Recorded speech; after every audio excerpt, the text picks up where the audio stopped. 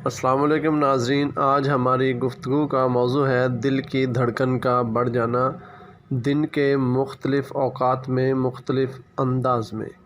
دل عام طور پر 1 منٹ میں 72 بار دھڑکتا ہے۔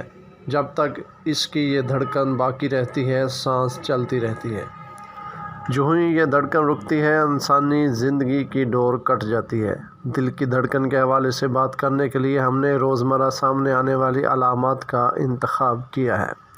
اس ویڈیو میں آپ کو دل کی دھڑکن کی جو ادویات بتائی جائیں گی وہ شعبہ ہومیوپیتھی سے تعلق رکھتی ہیں۔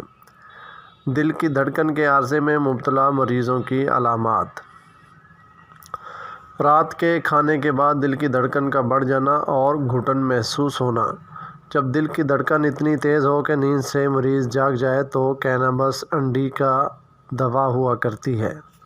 اگر رات کا کھانا کھانے کے بعد دل کی دھڑکن تیز ہو اور ساتھ سردی کا احساس پایا جائے، سینہ میں گھٹن محسوس ہو، بے چینی بڑھ جائے تو ایسی حالت میں مریض کو جو دوا شفا کی جانب لے جا سکتی ہے وہ ہے کلکیریا کارب۔ نمبر 2، شور شرابہ سے دل کی دھڑکن کا بڑھ جانا۔ جب اچانک شور ہونے لگے تو دل کو صدمہ ہوتا ہے۔ بوڑھے لوگوں کا دل فیل ہو جاتا ہے۔ اگر بائیں جانب لیٹا ہوا ہو تو ڈکارنے اور کھانسنے سے صدمہ پہنچتا ہے۔ اعصابی دل کی تیز دھڑکن: شام کے وقت دل کی دھڑکن میں اضافہ ہو جاتا ہے۔ ایسی صورت میں اگاریکس بہترین دوا ہوا کرتی ہے۔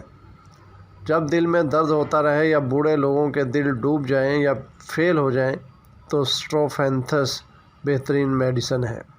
جب دل کی دھڑکن نیند کے دوران سنائی دے اور خون میں کمی آ جائے، ایسے مریض جن کی دل کی دھڑکن تیز ہو اور دھڑکن بازوں اور ٹانگوں تک پھیل جائے، مریض نیند کے دوران دھڑکن کی آواز کو سن سکے۔ اس کے علاوہ مریض کو جب نبض کی آواز بھی سنائی دے تو اس کی ان علامات کی دوائی ایسکولیس ہپ ہوا کرتی ہے۔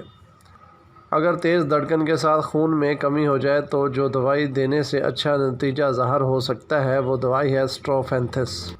جب دل کی دھڑکن اتنی شدید تیز ہو کہ پورے جسم کو ہلا دے، جسم میں خون کی مقدار کم ہو جائے، دل بے سکون ہو جائے تو ایسی علامات میں نیٹرم میور بہترین دوا ہوا کرتی ہے۔ دل کی دھڑکن تیز ہو، پسینہ آئے، نبض کی رفتار بے قاعدہ ہو جائے، سانس پھول جائے۔ اگر دل کی دھڑکن ایسی تیز ہو کہ نبض رک رک کر چلے اور بے قاعدہ ہو جائے تو مریض کو ڈیجیٹیلس دوا دی جاتی ہے۔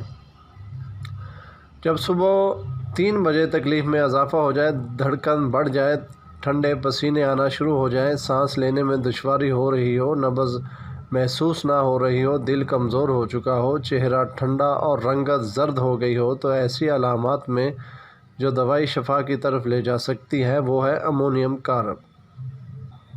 جی ناظرین، آج کی ویڈیو میں بس اتنا ہی۔ اگلی آئندہ نئی ویڈیو تک کے لیے ہمیں اجازت دیں۔ اللہ نگہبان۔